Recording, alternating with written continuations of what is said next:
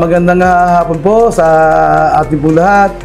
Ako nga pala si Ernesto Rafael Jr., punong barangay ng Euler Bigutan, na bumabati po ng happy 34th anniversary ng Simbayanan ni Maria. Alam naman po ninyo na inyong lingkod po is miyembro po ng Simbayanan ni Maria noong pang 1992. Actually po, ang aking may bahay po, ang unang miyembro ko dyan. At alam po din po ng maraming miyembro na ang Villa Salud po ay itayo po namin sa pamamagitan po ng Simbayanan ni Maria.